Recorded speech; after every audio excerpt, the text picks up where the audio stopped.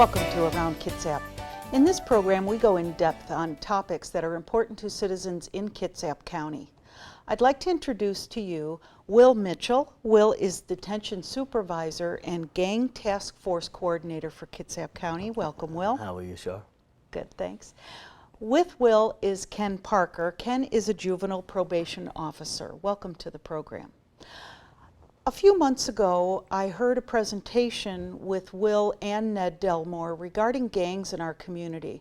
I sit on the Kitsap Tobacco and Substance Abuse Coalition for the county, and they came and presented some interesting information to that group.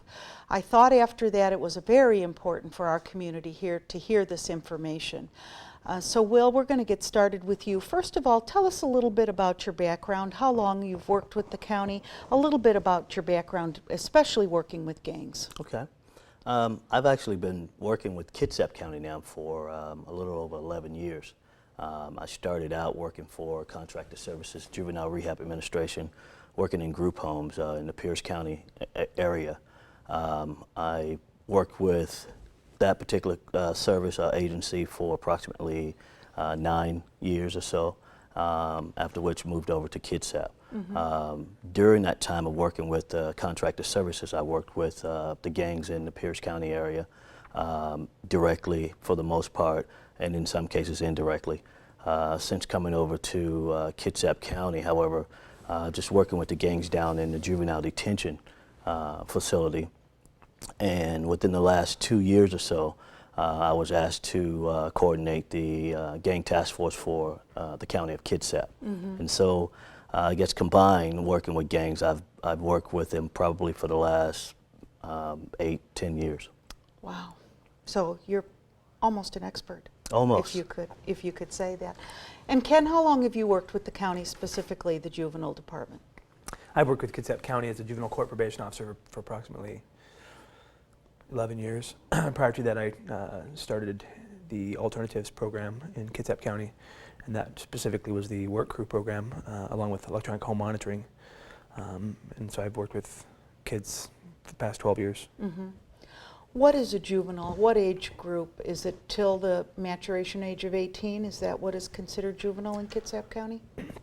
State of Washington says it's until they're 21 years old that they could be on juvenile court probation or incarcerated at the juvenile rehab, but it's typically we work with kids until they're 18, 19.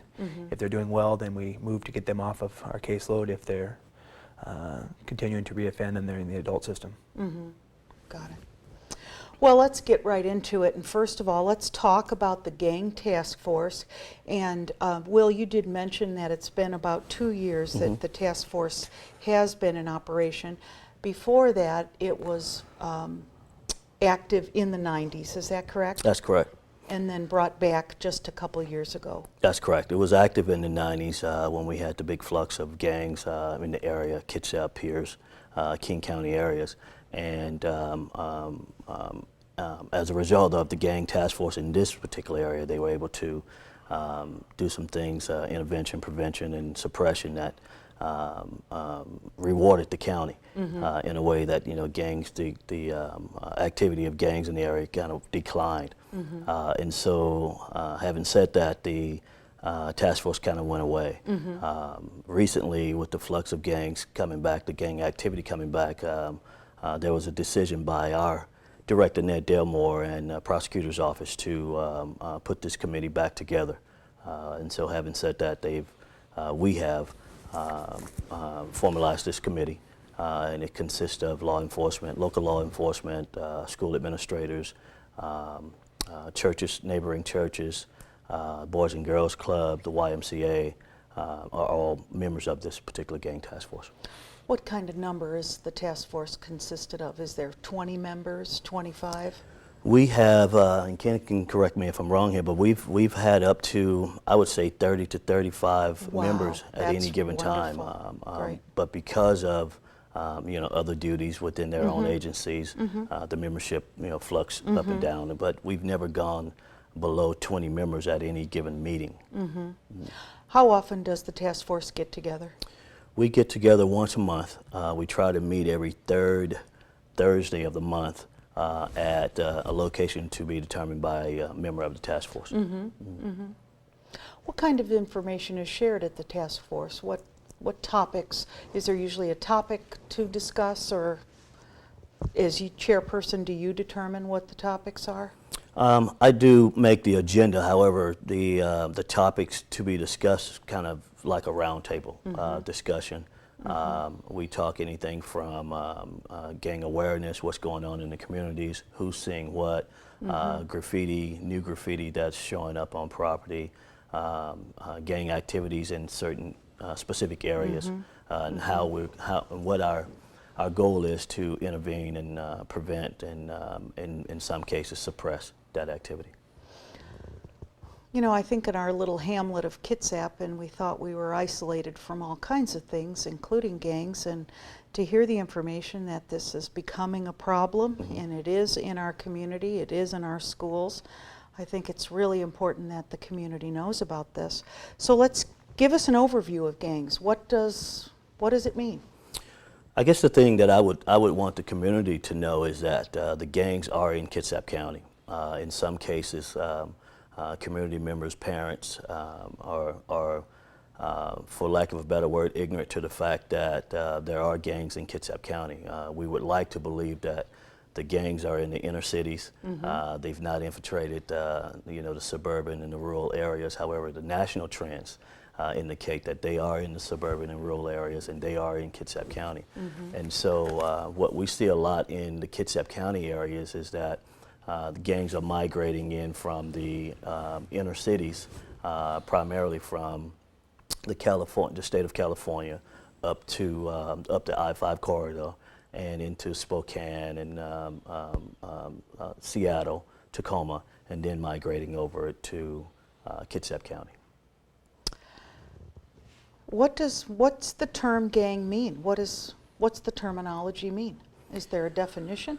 There is a definition that has been adopted nationally, but primarily within this particular state. It speaks to the fact that a group of persons who consort together to form an alliance through identifying group names, colors, signs, symbols for a common purpose, actively involved in antisocial, intimidation, criminal activity for the purpose of financial gain or power. Is it usually drug related? A lot of gang activity is drug related, and the reason why it's drug related is because the gang activity is for the sale of drugs, distributing drugs, and so that financial gain and that power and that intimidation is derived through the sale of drugs and the use of drugs. Ken, let's talk about some ages of gang members that we're seeing. Are they the youngest, or do you have any information on that? Through this task force, it's allowed us to be more aware of some different trends that are going on, and all the schools are represented through Kitsap County, and they are also part of the task force, and they are identifying younger kids as junior high, elementary age, starting to have some of the signs, behaviors that make you think that they're in gangs. It's difficult to say that they're in gangs unless they identify themselves as gang members. They have other indicators that the group has came up with, such as criminal activity, gang signs, or they say that they're in a gang. But so they're younger. There's more of an effort from this group to try to get into schools at a younger age, into the junior high schools, to try to get them at least to speak with the different kids that are possible have older siblings in gangs and stuff like that, to try to intervene with them, prevent them from becoming gang members. Right. So let's talk about some signs of involvement. What should we be looking for in our children and kids in the community? What are some signs?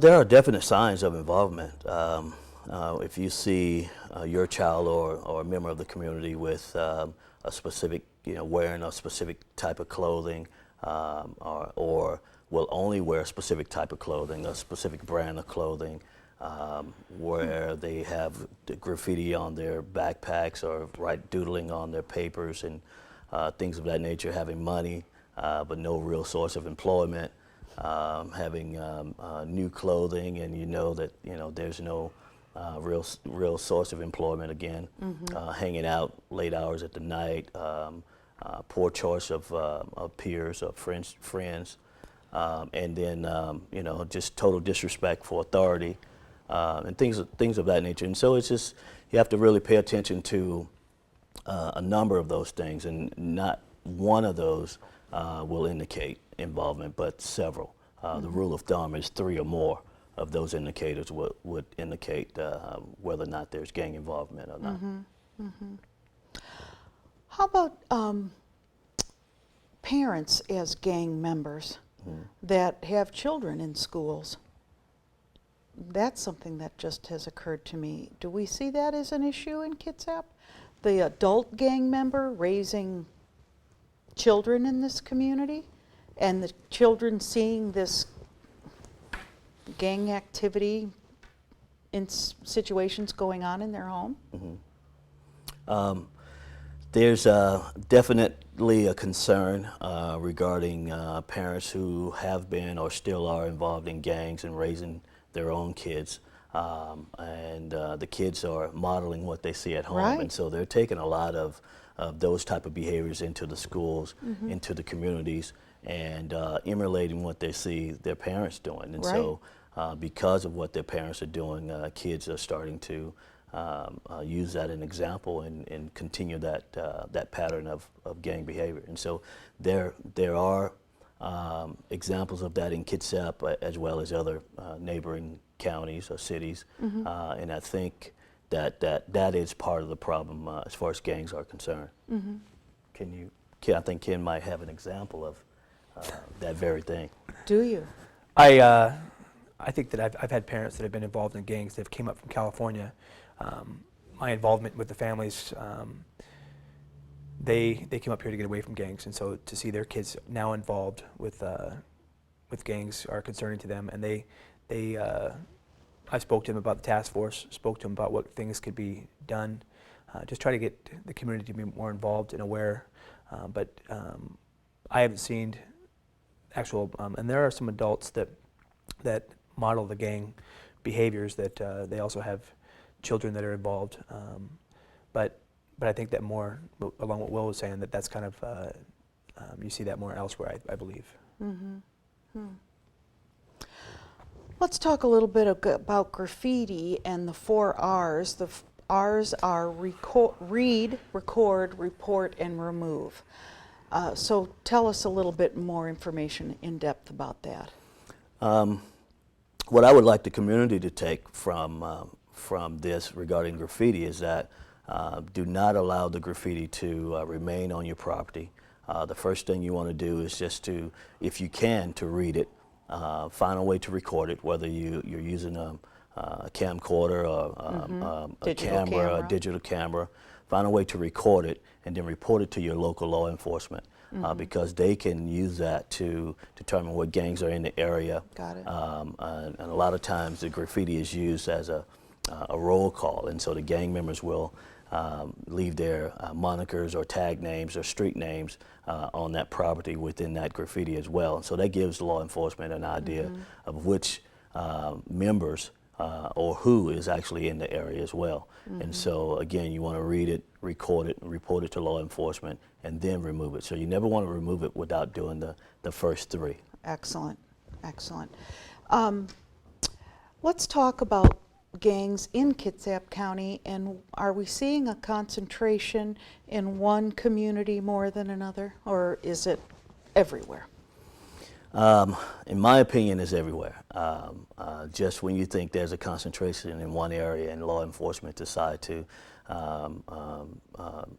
provide some suppression in that area, they have a tendency to disperse into the other areas. But in this particular county, Kitsap County, is from what I have noticed and seen, is that it's in all of the areas. Every school district within Kitsap County, every community in Kitsap County. There's no community that's immune to gangs. and there's no, I mean, it doesn't depend on where you are financially. You know, it's in our rich neighborhoods as well as our poor neighborhoods, and so it's all over the county of Kitsap. Can we get specific with names of gangs in this community? Do they have names, or? There are gangs that are specific with names, but again, it's as soon as you identify them by name, then they will change that name to something else. And so, for reasons of, you know, for law enforcement, so that they don't have to worry about that changing periodically or as fast as they make notes of it, we would rather not get into the names of the specific gangs. Got it. When you said the word suppression, what does that mean when law enforcement suppresses a gang? The Gang Task Force, our primary mission is for prevention and intervention. And lastly would be suppression. And so what happens is the law enforcement agencies, all of those gang members who are known gang members have been identified as known gang members, where there's, you know, for lack of a better term, no hope for those individuals. They're going to spend their life, you know, their life of crime. And so law enforcement steps in and they monitor these individuals and they keep records of these individuals, and they arrest them for gang-related behaviors or in crimes related to gangs as well. So frequent contact, even if it's going up to their home and saying, how you doing today, or whatever. Absolutely, and that's part of that intervention and prevention piece. Even though they're, you know, they've made the decision to continue their behavior in gangs, law enforcement has taken a stance that they will continue to make those frequent contacts as part of that intervention and prevention piece as well. So who joins and why? As far as who joins, you know, it's males, females alike. As young as age 8. The recruiting starts as young as age 8, typically age 10, up till about age 24. And so the trend has been age 10 through 24. And what happens is the older kids that are joining becomes the recruiters of the younger kids.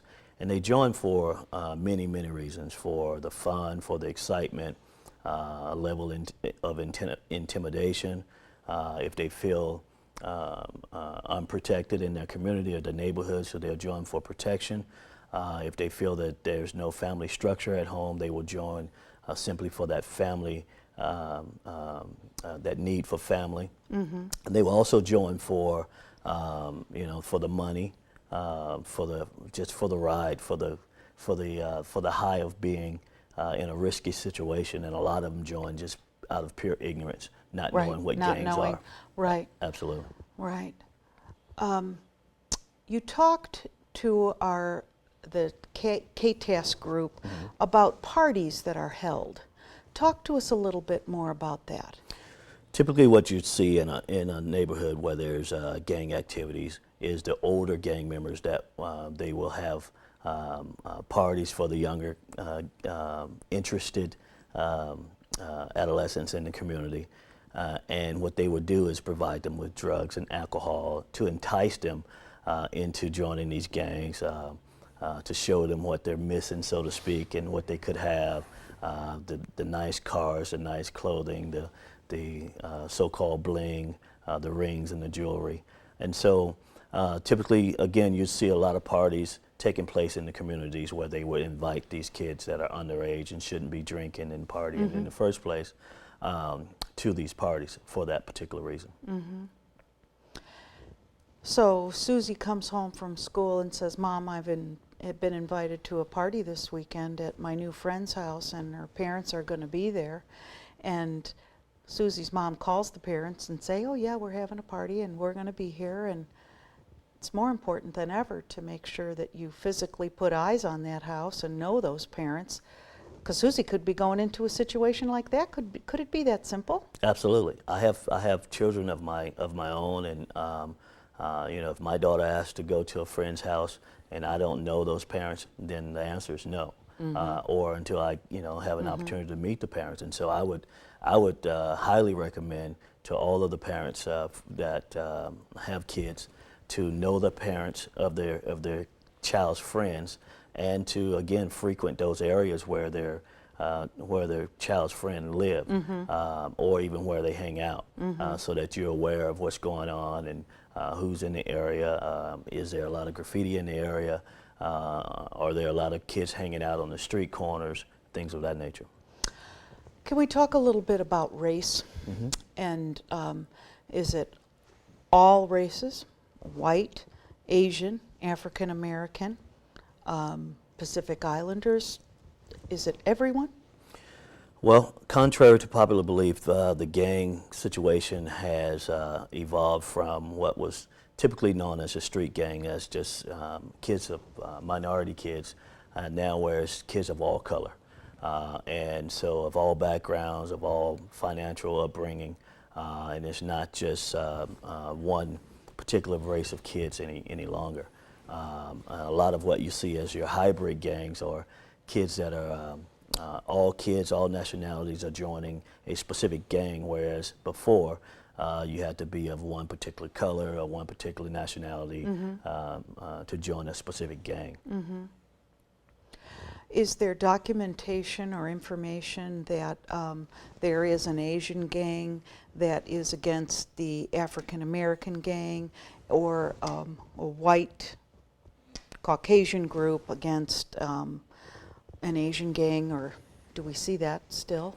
There's definitely research based on that information. However, that's the other reason for the 4 R's of graffiti. Okay, because great. that information, that graffiti information, will give you all the information you need regarding, what gangs are in what area. They will also tell you who's beefing with whom, who has issues with whom, which gang has issues with the other gang, who's joining. Whether or not there's threats or challenges against another gang. And so that's the main reason for making sure that we read it, record it, report it, and then remove it.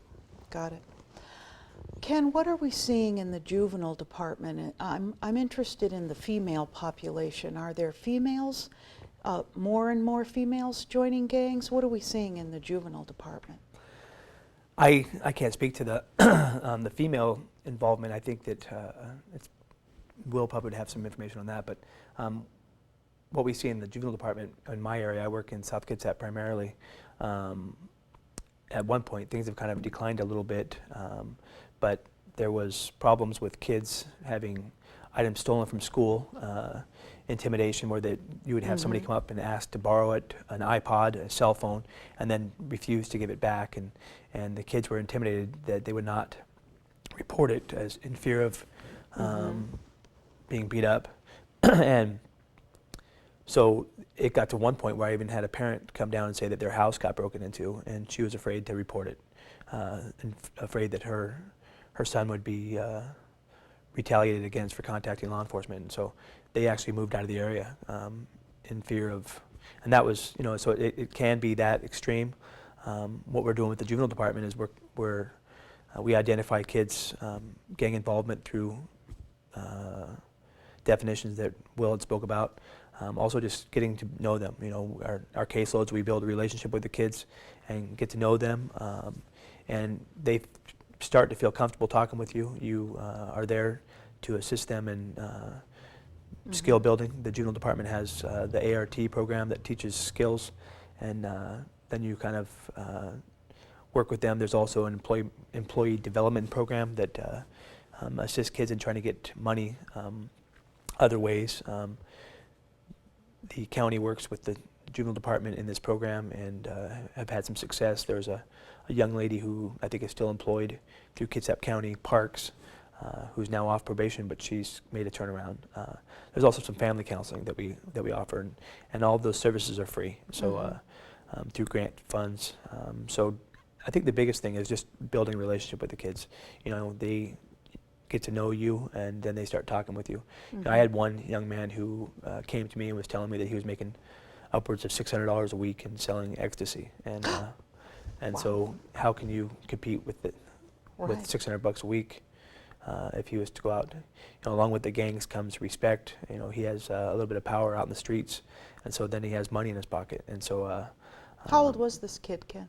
he had turned 18 on my caseload, and he's now an adult and continuing on in the adult system. But his mother was aware of it. His dad was in Monroe Prison. I tried to make the connection with him and getting contact with his father and letting his father talk to him, and try to get him have some things to feel good about himself. He struggled in school. We worked with the detention school to try to get his GED. He was ready to take the test, but was stubborn and didn't want to work through some of the hoops that he had to get the test completed. But I think it's about relationship building, and I think it's about just trying to offer them some skills to try to avoid gang activity or behaviors. The ART class offered through the juvenile court is a great resource. It talks What does about that mean, ART? aggression replacement training. Okay. They great. tie moral reasoning into behavioral skills and anger control, and they get kids to kind of think things through from different angles and slow down and think about the other person's perspective. So through those programs, I think it's been helpful. And again, through the gang task force, it's been nice that the involvement with the schools. What Will didn't mention was that one of the topics that was discussed was what the schools are seeing in the schools and the different gang attire. And Bremerton High School does a good job with identifying different trends, and then they try to make it where kids can't wear certain bandanas or various things, and they address those, and they bring that attention to the parents. And so I think just bringing some of this attention to the parents and creating some awareness assists families in identifying whether their kids are involved. Huge topic. We just have a couple minutes. What can the community do to help or intervene, other than we've talked about the graffiti and the 4 R's? Again, those 4 R's are read, record, report, and remove. What else can we do? I think the main thing is just to be aware that gangs are here. We're not going to be able to stop them from doing what they do, but there are some things that we can do to intervene and prevent, and if those don't work, then we have the suppression. And so just making sure that we're aware of who's in our community, what our kids are doing, who's hanging out on the street corners, documenting that information, sharing that with local law enforcement so that they can do what they do, and just taking back control of their communities. Exactly. And not allowing the gangs to come in and intimidate and take over their communities and hang out on those street corners. If you have a concern about gang activity in your community, you can call the juvenile department and they will put you through to someone who can help you. That phone number is 360-337-5402. Again, 360-337-5402.